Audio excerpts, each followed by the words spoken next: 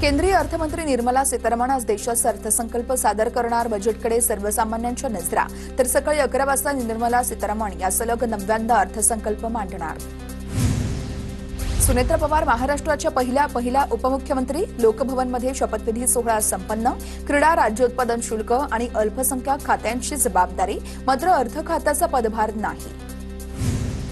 सुनेत्रा पवार यांच्याकडे अजित पवार यांच्याकडील अर्थ खात्याचा सध्या तरी पदभार नाहीच. मात्र आता अर्थसंकल्पानंतर अर्थ खातं हे पुन्हा राष्ट्रवादीकडेच राहणार असल्याची सूत्रांची माहिती. अजितदादांनंतर आता सुनेत्रा पवार राष्ट्रवादीच्या सर्वेसर्वा. पक्षाचे सर्व संवैधानिक अधिकार आता सुनेत्रा पवार यांच्याकडे. राष्ट्रवादीच्या विधिमंडळ गटनेतेपदी ही एकमतानं निवड. पंतप्रधान नरेंद्र मोदींकडून सुनेत्रा पवार यांना शुभेच्छा. महाराष्ट्राच्या पहिल्या महिला उपमुख्यमंत्री. दिवंगत अजितदादांचं स्वप्न पूर्ण करतील. मोदींकडून ट्विट. तर मोदी यांनी सुनेत्रा पवार यांना सांत्वनपर पत्रही पाठवलं. कठीण प्रसंगी सुनेत्रा वहिनींनी महाराष्ट्र हिताचा निर्णय घेतला. सुनेत्रा वहिनींचा निर्णय प्रतिबद्धता अधोरेखित करणारा आहे. फडणवीसांची प्रतिक्रिया. तर अजितदादांचा वारसा त्या समर्थपणे चालवतील याचा विश्वास. फडणवीसांचं वक्तव्य. सुनेत्रा पवार यांच्या उपमुख्यमंत्री पदासंदर्भात शरद पवार अनभिज्ञ. शपथविधी संदर्भात मला माहीत नाही. तो त्यांच्या पक्षाचा अंतर्गत निर्णय. शरद पवार यांचं वक्तव्य. तो त्यांचा कौटुंबिक विषय आहे. मात्र जोपर्यंत शरद पवार आहेत त्यांना विश्वासात घ्यायला हवं. सुनेत्रा पवार यांच्या शपथविधीबद्दल हिरामण खोसकर यांचं वक्तव्य. रोहित पवार यांच्याकडून सुनेत्रा पवार यांच्या उपमुख्यमंत्री पदासंदर्भात ट्विट. सुनेत्रा काकींनी शपथ घेतली याचा आनंद आहे. किमान सुनेत्रा काकींच्या रूपात तरी आम्ही तिथं अजितदादांना पाहू. डोक्यावर डोंगरा एवढं दुःख असताना शुभेच्छा तरी कशा द्याव्यात हे कळत नाहीये. रोहित पवार यांचं ट्विट. राजकीय घडामोडी पाहता माणसापेक्षा खुर्ची महत्वाची असं चित्र झालेलं आहे.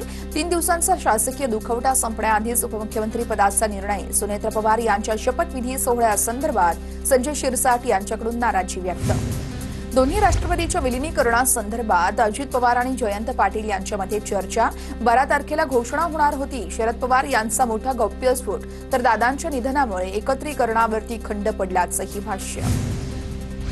दोन्ही राष्ट्रवादीच्या विलिनीकरणासंदर्भातच्या बैठकीचा जुना व्हिडिओ TV9 मराठीच्या हाती. 17 जानेवारीला शरद पवार आणि अजित पवार यांची चर्चा झाली होती. दोन्ही राष्ट्रवादी एकत्र येण्यासंदर्भात अजितदादांचा आग्रह होता. आमच्यात अनेकदा चर्चा झाल्या. जयंत पाटील यांची माहिती. तर विलिनीकरणाची इच्छा ही अजित पवार यांची होती. बॉडी लँग्वेजवरून ते सगळं काही कळत होतं. अनिल पाटील यांचं भाष्य.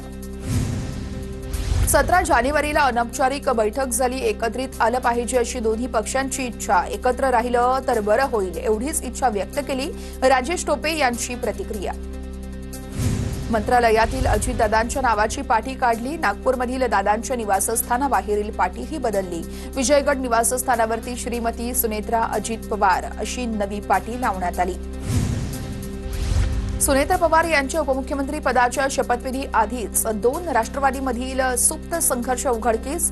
तटकरे आणि पटेल यांनी शरद पवार यांना सर्व चर्चांपासून दूर ठेवल्याचं स्पष्ट. सुनील तटकरे आणि प्रफुल्ल पटेल स्वतःच्या स्वार्थासाठी कोणत्याही थराला जाऊ शकतात हे वारंवार सिद्ध झालंय. अंबादास दानवेंची टीका. अजित पवार असताना विलिनीकरण अशक्य होतं. अजित पवार असताना विलिनीकरण हे शक्य होतं. दोन्ही राष्ट्रवादीच्या विलिनीकरणाच्या चर्चांवरती संजय राऊत यांची प्रतिक्रिया. तर शपथविधी संदर्भात कोणालाच माहीत नाही. शरद पवार म्हणाले ते योग्यच आहे असंही राऊतांचं वक्तव्य.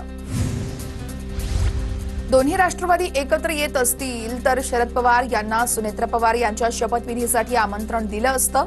मात्र दोघे एकत्र येत असल्यास आम्हाला आनंदच. मंत्री गिरीश महाजन यांची भूमिका. दोन्ही राष्ट्रवादी एकत्र येण्यासंदर्भात अजितदादा कधीही बोलले नाहीत. राष्ट्रवादीच्या नेत्या सना मलिक यांचं वक्तव्य. राष्ट्रवादीचे वरिष्ठ नेते एकत्र बसून यासंदर्भात निर्णय घेतील असंही वक्तव्य. कार्यकर्त्यांना सांभाळण्याची भूमिका. एक मायेचा आधार देण्याची भूमिका वहिनींनी घेतली. दुःखाचा डोंगर असताना कार्यकर्त्यांच्या भावनांचा आदर करून या गोष्टीला संमती दिल्यानं त्यांचं अभिनंदन करेन. आमदार चिखलीकर यांचं वक्तव्य. सुनेत्रा पवार उपमुख्यमंत्री झाल्यास पार्थ पवार राज्यसभेवर जाणार असल्याची सूत्रांची माहिती. पार्थ पवारही राज्यसभेवर जाण्यास इच्छुक असल्याची माहिती. राष्ट्रवादीकडून मुंबईमध्ये दादांना श्रद्धांजली वाहणारे बॅनर्स, अजितदादांच्या देवगिरी बंगल्याच्या भिंतीवरती श्रद्धांजलीचे बॅनर, तर सर्वसामान्य शेतकऱ्यांचा नेता हरपला अशा आशयाचे बॅनर. पिंपरी चिंचवड शोकसभेत राष्ट्रवादीच्या नेत्यांच्या भावनांचा बांध फुटला. तर सत्तेची नशा चढली की माणसं वेगळ्या वाटेने जातात. तुम्ही गेलात आणि दादांवर टीका केली, हे आम्हाला रुचलं नाही. राष्ट्रवादीच्या नेत्या सीमा सावळे यांनी भावुक होत महेश लांडगे यांना खडे बोल सुनावले. नांदेडमध्ये सर्व पक्षांतर्फे शोकसभेचं आयोजन. अजितदादांना सर्व पक्षीय नेत्यांकडून अजित पवार यांना श्रद्धांजली अर्पण. कार्यकर्त्यांकडून अजितदादा अमर रहे अशा घोषणा. उद्या भाजपच्या नगरसेवकांची मुंबई महापालिकेमध्ये बैठक असणार. नगरसेवकांच्या या बैठकीमध्ये गटनेता निवडला जाणार. सर्व नगरसेवक गट नोंदणीसाठी कोकण आयुक्त कार्यालयामध्ये जाणार असल्याची ही माहिती. मीरा भाईंदरमध्ये मराठी महापौरावरून एक मराठी एकीकरण समिती आक्रमक. डिंपल मेहतांना महापौर करण्याच्या निर्णयाविरोधात मराठी एकीकरण समिती रस्त्यावर उतरणार. तर 3 तारखेला धडक मोर्चा काढण्याचाही इशारा. भाजपच्या नगरसेविका नीता ठाकरे नागपूरच्या महापौर होण्याची शक्यता. नीता ठाकरे यांच्या नावावरती फडणवीस, गडकरी आणि बावनकुळेंचे एकमत झाल्याची सूत्रांची माहिती. तर उपमहापौरपदी संजय बालपांडे यांची वर्णी लागण्याची शक्यता. नाशिक महापालिकेच्या महापौर आणि उपमहापौर पदासाठी भाजपच्या श्याम बडोदे आणि दीपाली गीते यांनी घेतला उमेदवारी अर्ज. तर महापौर पदासंदर्भात 6 फेब्रुवारीला चित्र स्पष्ट होणार असून नाशिक महापौर पद कुणाकडे जाणार याकडे सर्वांचं लक्ष. नाशिकमध्ये राष्ट्रवादीच्या गटनेते पदासाठी रस्सीखेच सुरू. हेमलता पाटील आणि सीमा ठाकरे यांच्यात गटनेते पदावरून रस्सीखेच.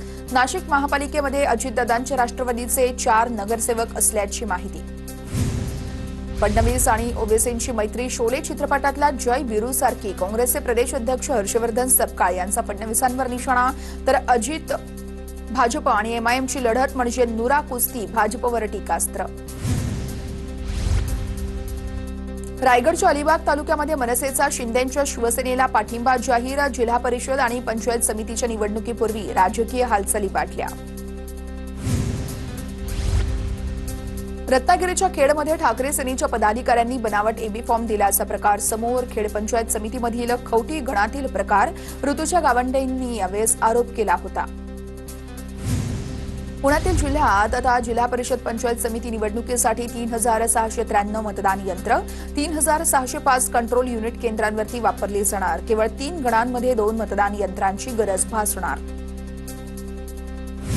सोलापूरच्या करमाळ्यामध्ये आमदार नारायण पाटील यांच्या 3 सभा संपन्न. जिल्हा परिषद आणि पंचायत समिती निवडणुकीच्या प्रचारार्थ सभांचा धडाका. मुंबईमध्ये मुलींची छेड काढणाऱ्या तरुणाला नगरसेवक शिवानंद शेट्टींच्या मदतीनं अटक. बोरिवली पश्चिमच्या वजिरा नाका परिसरात तरुणांना मुलींची छेड काढली होती. घटनास्थळी धाव घेत शेट्टी यांनी तरुणाला दिलं पोलिसांच्या ताब्यात. निवडणूक आयोगाचे अध्यक्ष दिनेश वाघमारे उद्या आढावा बैठक घेणार. बैठकीमध्ये पुणे विभागातील निवडणूक तयारीचा आढावा घेतला जाणार. जिल्हा परिषद आणि पंचायत समितीच्या निवडणुकांच्या पार्श्वभूमीवरती आढावा बैठक घेतली जाणार. पुणे महापालिकेकडून अनामत रक्कम घेऊन जाण्याचं आवाहन. महापालिका निवडणुकीत जाहीर सभा, कोपरा सभेसाठी परवाने देताना अनामत रक्कम स्वीकारली. अनामत रक्कम घेऊन जाण्यासाठी 2 महिन्यांची मुदत. राज्यातील शासकीय मालकीच्या विमानांच्या महत्वाच्या कामांसाठी 6 कोटी रुपयांचा निधी वितरित. सध्या राज्य सरकारकडे व्हीटी सायटेशन विमान आणि व्हीटी जीओव्ही हेलिकॉप्टर. मध्य रेल्वेच्या ठाणे कल्याण स्थानकादरम्यान जलद मार्गावरती आज सकाळी मेगाब्लॉक असणार. सकाळी 10:40 मेगा ब्लॉक सुरू होणार. तो मेगा ब्लॉक 3:40 असणार. सीएसएमटी येथून सुटणाऱ्या जलद लोकल धीम्या मार्गावरून वळवल्या जाणार. मध्य रेल्वेकडून 1 फेब्रुवारी ते 26 एप्रिलपर्यंत दोन्ही प्लॅटफॉर्मवरती ट्रॅफिक आणि पॉवर ब्लॉक जाहीर. मडगाव सीएसएमटी, तेजस एक्सप्रेससह अनेक मेल एक्सप्रेस गाड्या दादर स्थानकातून सुटणार. मंगळुरू सीएसएमटी एक्सप्रेस ठाण्यापर्यंत धावणार. छत्रपती शिवाजी महाराज टर्मिनसच्या 2 प्लॅटफॉर्मचा पुनर्विकास केला जाणार. कामासाठी प्लॅटफॉर्म क्रमांक 16 आणि 17 पुढील 3 महिने बंद राहणार. मध्य रेल्वेकडून 1 फेब्रुवारी ते 26 एप्रिलपर्यंत दोन्ही प्लॅटफॉर्मवरती ट्रॅफिक आणि पॉवर ब्लॉक जाहीर. आयआयटी मुंबई लोकल सेवेचा अभ्यास करणार. लोकल रेल्वेच्या आर्थिक आणि वित्तीय शाश्वतेचा सखोल अभ्यास केला जाणार. तर MRVC हा अहवाल आयआयटी मुंबईच्या माध्यमातून वर्षभरात तयार करणार. दरवर्षी टोलच्या रूपात कोट्यवधी रुपयांचा भुर्दंड सोसताना बेस्ट उपक्रम बेजार. मागील वर्षभरात बेस्टला टोलचे 9,32,00,000हून अधिक रुपये राज्य सरकारकडे भरावे लागल्याची माहिती. पूर्व आणि पश्चिम उपनगरांना जोडणाऱ्या रेल्वेवरील शिव उड्डाणपुलाचं 4 टप्प्यात होणारं काम हे वेगानं सुरू. जुलैमध्ये पूल वाहतुकीसाठी सज्ज होणार महापालिकेची माहिती. प्रसिद्ध चित्रपट निर्माता आणि दिग्दर्शक रोहित शेट्टींच्या इमारतीबाहेर गोळीबार. अज्ञातानं 4 राऊंड फायर केल्याची माहिती. मुंबई पोलिसांच्या क्राईम ब्रांचची टीम आणि फॉरेन्सिक टीम घटनास्थळी दाखल. हल्लेखोरांचा शोध सुरू. आता दत्तक घेतलेल्या मुलाला दत्तक पालकांची जात लावता येणार. जात प्रमाणपत्राप्रकरणी मुंबई उच्च न्यायालयाचा महत्त्वाचा निर्णय. पोलीस महानिरीक्षक होण्यासाठी 2 वर्ष केंद्राच्या सेवेत राहावं लागणार. 2011 पासूनच्या IPS अधिकाऱ्यांसाठी सरकारचा महत्त्वाचा निर्णय. केंद्रीय गृहमंत्रालयाकडून आदेश जारी. मुंबईमध्ये रस्ते अपघातामध्ये 10 वर्षात तब्बल 4,000 जणांचे बळी. 2016च्या तुलनेमध्ये मृतांचा आकडा 199 कमी झाला. वाहतूक पोलिसांच्या उपाययोजनांमुळे अपघाताचं प्रमाण घटल्याचं स्पष्ट.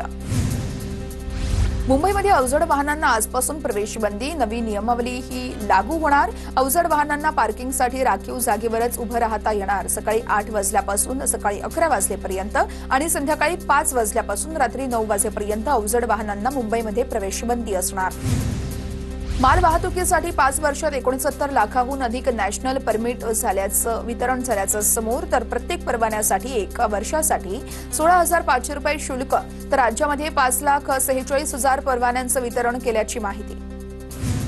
मुंबई विद्यापीठाकडे राज्याच्या त्रैमासिक GDSP नावकास्टिंगचा अभ्यास. तर राज्य सरकारकडून आता देशामध्ये प्रथमच देशांतर्गत उत्पन्न निर्धारणाचा प्रकल्प हाती.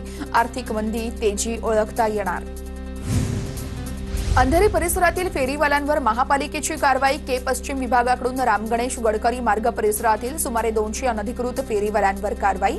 अनधिकृत वाढीव बांधकामांवरती बुलडोझर फिरवून बांधकामं हटवली.